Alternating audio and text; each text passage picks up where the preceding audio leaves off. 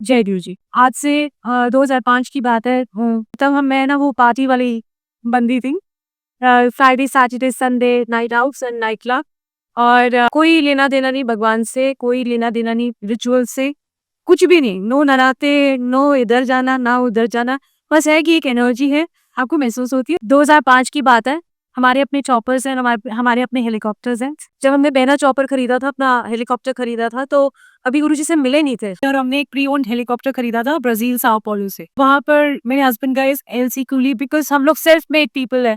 सो हमने जितनी भी जमा पूंजी की थी, हमने वो सारी की सारी अपने मार्जिन मनी में लगा दी। एंड मेरे हस्बैंड लेने गए चॉपर।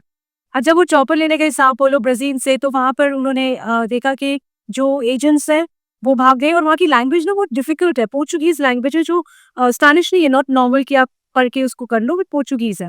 तो इसीलिए फिर उन्होंने वहाँ पर जब एजेंट के पास गए, तो वो एजेंट अपना पैसा लिया, कमीशन दी और वो भाग गया। जिससे हमने खरीदा था चॉपर, जो सेलर था वो एक माफिया डॉन निकला। हमें कुछ नहीं मालूम इस चीज का। तो उसके पेपर्स अभी प्रॉपर भी नहीं थे और उसमें एक कंडीशन थी कि उसका एक्सपोर्ट लाइसेंस है ना, एक्सपायर हो चुका था। अब बहुत बड़ी प्रॉब्लम होती है कि आपके पास इम्पोर्ट लाइसेंस है, बट आप उसके एक्सपोर्ट लाइसेंस पे ही आप एक्सपोर्ट कर सकते हैं। अब वो मेरे हस्बैंड पिलर टू पोस्ट इधर-उधर भागते गए, चलते रहे कि कभी इंडियन एम्बेसी जा रही, कभी कुछ, किसी ने कोई हेल्प नहीं करी। वहाँ के गवर्नमेंट ऑर्गनाइजेशन जैसे हमारे डीजीसी है, वहाँ पर भी वो गए, तो उन्होंने बोला कि आप ना यहीं पर उड़ा लो, यहाँ पर यही कर लेना। मैंने कहा ये तो बहुत मुश्किल हो जाएगी, क्यों? क्योंकि आपने पैसा बाहर भेज दिया है और आपकी गुड्स नहीं आए, तो आपके पास फेमा-फेरा चार्जेस लगने के तो पूरे चांसेस हैं और अमाउंट भी कोई छोटी-मोटी नहीं है कि 10-20 लाख हो, करोड़ों रुपए की थी। तो ऐसे करके उन्होंने जब ये बात करी, तो अब 15 दिन में जो हेलीकॉप्टर यहाँ होना था, उसको 2.5 महीने हो गए मेरे हस्बैंड को गए। और मैं सोचूँ अब मैं क्या करूँ? अभी गुरुजी मिले नहीं थे हमें। अभी गुरुजी का मतलब कोई कहीं से कोई भी नहीं। किसी ने बोला ये कर लो, किसी ने बोला पीपल के नीचे रोज़ दिया जला लो, मैं वो भी कर रही हूँ, तो गुरुजी नहीं मिले थे उसका।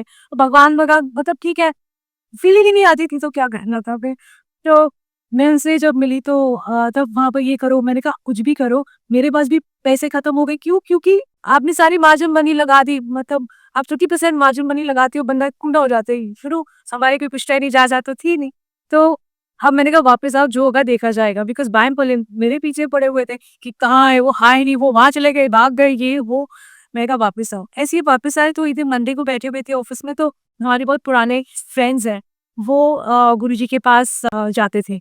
तो वो ऐसे ही आए उस दिन, तो वो कह रहे कि हाँ, भाटिया तू बड़ा उदास लग रहा है, तो क्या वजह है? उन्होंने बोला कि मेरे तो सारे रास्ते बंद हो गए, मुझे तो पता नहीं अब मेरे पैसे का क्या होगा, ना हेलीकॉप्टर है, पैसे भी चले गए, आई डोंट नो मैं क्या करूँगा? तो वापस उन्होंने एक बात कही कि ऐसा है कि मैं गुरुजी के पास जाता हूँ, तू ना वहाँ चला जा।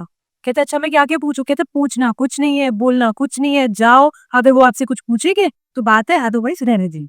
तो मैंने कहा अच्छा। कहते कि देख, ऐसे ही उसने इंस्ट्रक्शंस दी कि लंगर प्रसाद आएगा, चाय प्रसाद लेना है, 4 लोग एक थाली में लंगर खाते हैं, पूरी इंस्ट्रक्शंस के साथ दी जाओ। मैंने कहा मैं ना गुरुओं-शुरुओं के चक्कर में नहीं पड़ती और मैं नहीं जा रही गुरु-वुरु के पास, आप जाओ, मैं नहीं जा रही। आप देख के आओ, मैं नहीं जाऊँगी। तो फर्स्ट टाइम मैं नहीं गई, तो मेरे हस्बैंड अकेले चले गए। तो अब ऐसे ही गुरुजी के चक्कर में फँस गए हैं, पता नहीं। पर सब एनीवे दैट्स अनदर शीश। सो तो उन्होंने ना बोला कि वापस जब आए, तो उन्होंने कहा कि कुछ तो बात है गुरुजी में। मैंने कहा क्या बात हुई? कहते कुछ नहीं, वही चाय प्रसाद रही, आज 4 लोग एक थाली में लंगर खा रहे थे। बस मैं मत्था टेकने गया, तो गुरुजी ने पूछा तो ठीक है? तो मैंने बोला हाँ जी गुरुजी मैं ठीक हूँ। कह रहा है 2 घंटे जो मुझे शांति मिली, बिकॉज़ एक बिज़नेसमैन का माइंड ना 24 आवर्स चलता है कैलकुलेशंस में, टेंशन्स में। तो वो जो 2 घंटे मुझे शांति मिली ना, वो मुझे कहीं नहीं मिली, मैं ज़ीरो हो गया था। मतलब कुछ ब्लैंक हो गया था।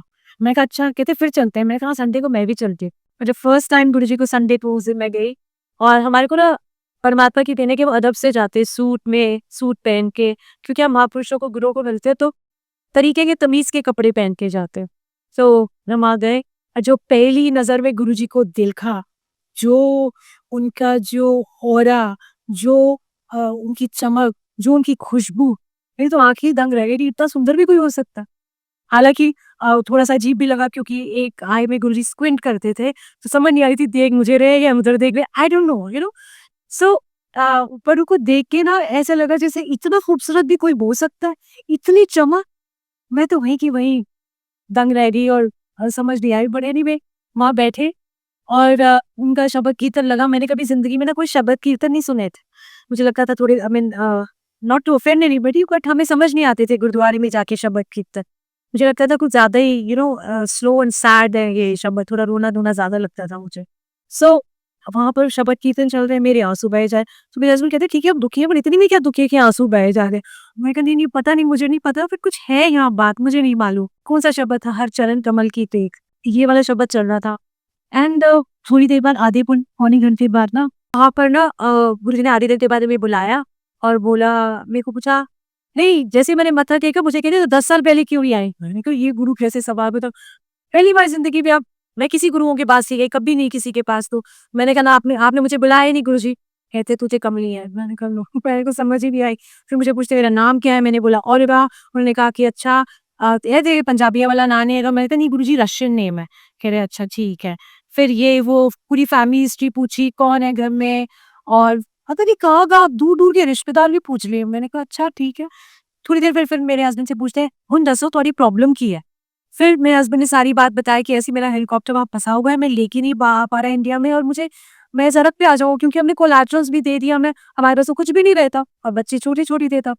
सो वो करके गुरुजी ने ना कुछ ओम ब्लेस करके दिया 5.25 ग्राम का, और उससे मुँह भी पैसे नहीं थे कि मैं 5.25 ग्राम का ओम भी बनाऊँ, क्योंकि सब कुछ खाली होता जा रहा है, आपको एम्प्लॉइज़ को पैसे देने, तो आपके पास कम हो जाते हैं।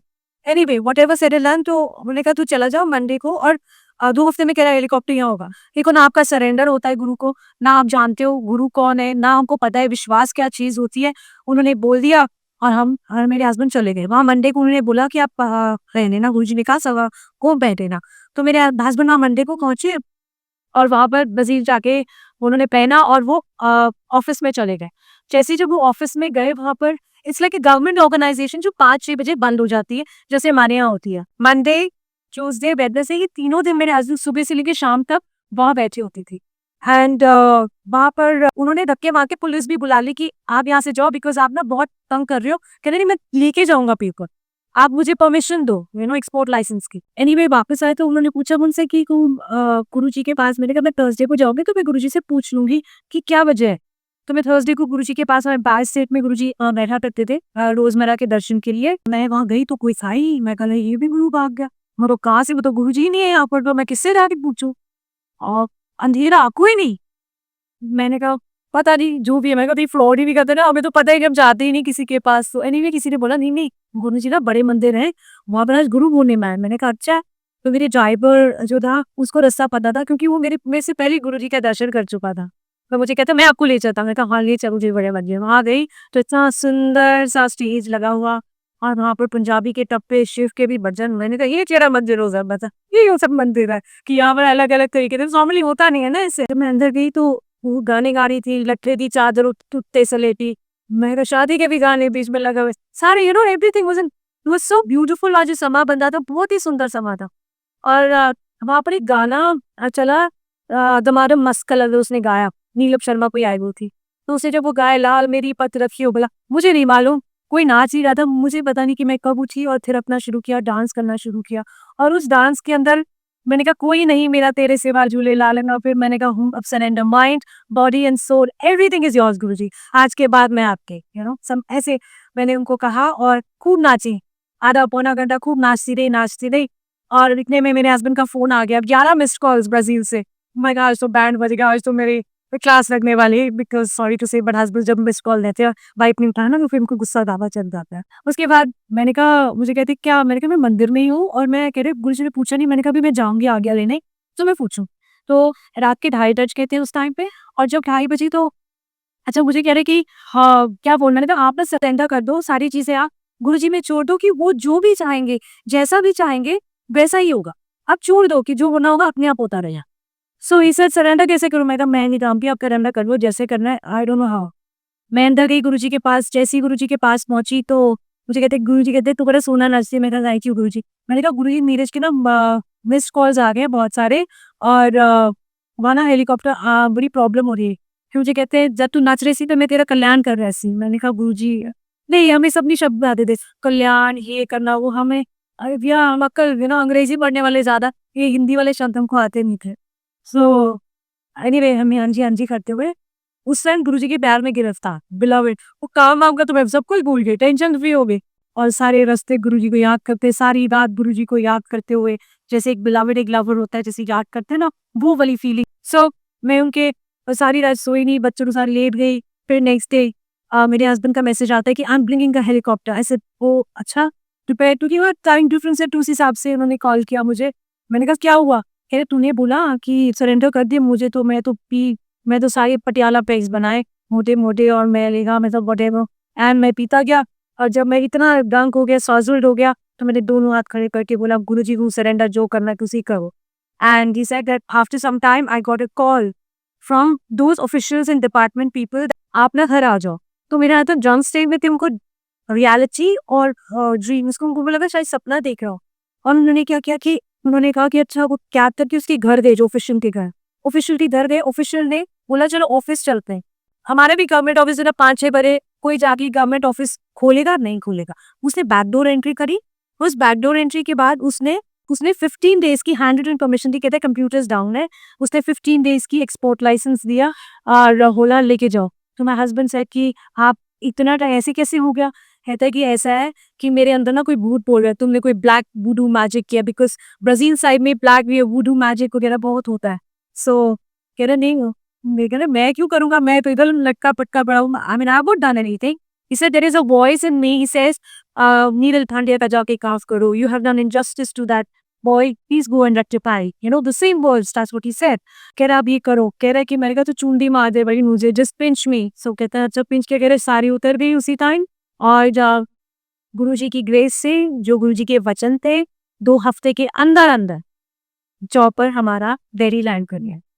और फ्री चार्जेस, मतलब फ्री फॉरवर्ड मैंने किया, टेक्निकल प्रॉब्लम हो गई, लोड हो गया हमारा चौका। सो ऐसे करके जो हमारी जर्नी शुरू हुई गुरुजी के साथ, हर इंसान ना प्रॉब्लम से ही जर्नी शुरू करता है परमात्मा के साथ। और हमारे जैसे नास्तिक, सेमी नास्तिक कह लो, जो भी कह लो, उनको तो ऐसे ही गुरुजी अपने साथ जोड़ लेते हैं।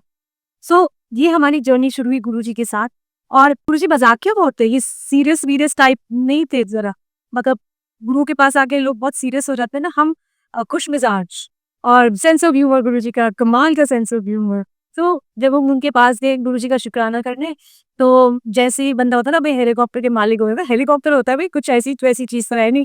तो उन्होंने जैसे मत्था टेकने गए ना, तो गुरुजी कहते हैं जिन्हां दे हेलीकॉप्टर आ गए ने वो पीछे जाके बैठन, जिन्हां दे आए नहीं होते आधी आधी ऑटो बैठे। So he had so much and everybody laugh ना, सब बड़े हंसे। जैसे गुरुजी बहुत सारी, और खुद भी हंस पड़ी थे। सो गुरु के पास जाने की जांच, मैं इससे कहती थी डिसिप्लिन हमारी लाइफ में, मैंने आज पहले भी कहा था कि जो हम गुरुजी ने हमें शब्द कीर्तन से जोड़ा। और एक जो आपकी सोल है, वो भी तो माँगती है ना खाना।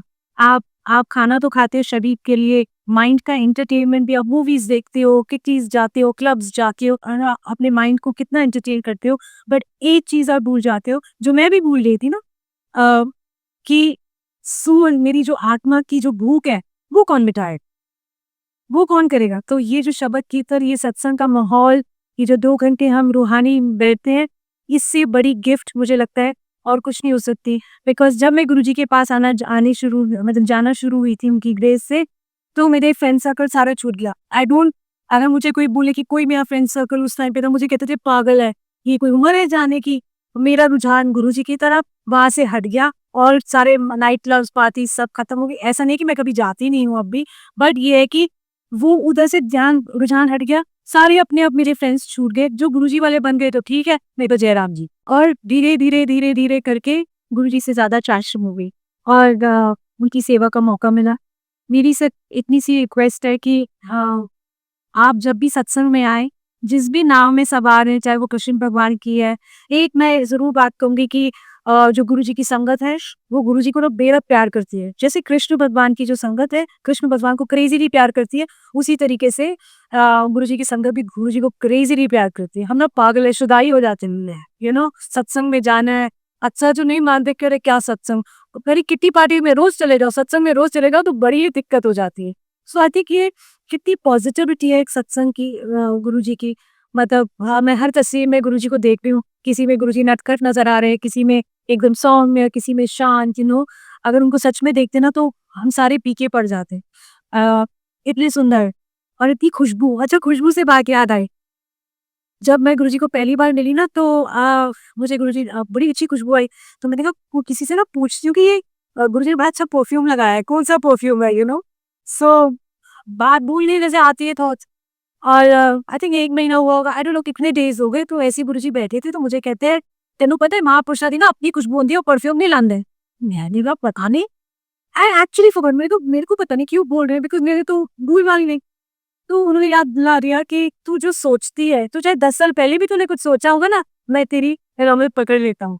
आज भी, पहले भी और हमेशा, कि मुझे पता है कि मेरे थॉट्स, जो आने वाले थॉट्स भी होंगे, जो पिछले थॉट्स भी होंगे, कई बार हम गुरुओं को उलामे दे देते हैं ना कि क्योंकि लाइफ की जद्दोजहद बहुत ज़्यादा है। कभी कोई कलेशों से परेशान, कभी बच्चों से, कभी आज ऐसा नहीं है कि बहुत बाहर आ जाती है गुरुजी के आने से, ऐसा मैं नहीं कहूँगी, पर आपके मन में एक संतोष आ जाता है। आपके डिज़ायर्स भी कम हो जाते हैं। आप जैसे अगर मैंने आज इनको हँसी थी, ये मेरा सूट है, मैं 5 साल से पहन रही हूँ, ओके? और मेरे को कोई इच्छा नहीं है। I am very happy. I don't desire, अगर बन गया तो ठीक है, नहीं तो रिपीट हमारे ऊपर से कोई उठे जाके ऐसे ही दिखाना है, यू नो? सो ये संतोष आ गया है। किसी चीज़ के पीछे भागना नहीं, उसका संतोष आ गया है। जो जीवन में चल रहा है, उसको एक्सेप्ट करने का एक तरीका आ गया है और परमात्मा से कैसे जुड़ना है और प्यार बरकरार रहे, क्योंकि प्रॉब्लम्स के अंदर ना प्यार कहीं गायब हो जाता है। बट ये उनकी ग्रेस है, ये गुरुजी की मेहर है कि वो कितनी मेहनत करते हैं हमारे ऊपर, यू नो, एवरीबॉडी की हम जुड़े रहे उनसे, हम उनसे प्यार करते रहे। सो ये जो जुड़ाव है, इसको खोना मत, बिकॉज़ ये बहुत बड़ा खजाना है आपके पास। बाकी सब तो है ना, आप डायमंड भी पहन लेंगे, लॉकर में जाके रख देंगे डर के मारे, यू नो, कितना डर रहता है। जिसके पास कुछ नहीं होता वो निडर सब निडर है। सो मेरा मानना कहना है कि गुरु के पास आने से ऐसा नहीं है कि ओवरनाइट प्रॉब्लम्स ठीक होती है, उतार-चढ़ाव बंद हो जाएँगे। बट मुझे लगा है कि मुझे गुरुजी ने एक पॉजिटिविटी दी है लाइफ के अंदर, मुझे एक फियरलेस बना दिया, मतलब निडर हो, किसी भी सिचुएशन में निडर बना देते हैं, कॉन्फिडेंस लेवल बढ़ा देते हैं कि कोई बात नहीं, जो आ रहा है उसको आने वैसे एक्सेप्ट करो और कोई बात नहीं, मैं तो हूँ ही ना, चल, चल, चल, चल ऐसे करके बोलते चलो, चलो, चलो, चलो, तो वो पता नहीं लगता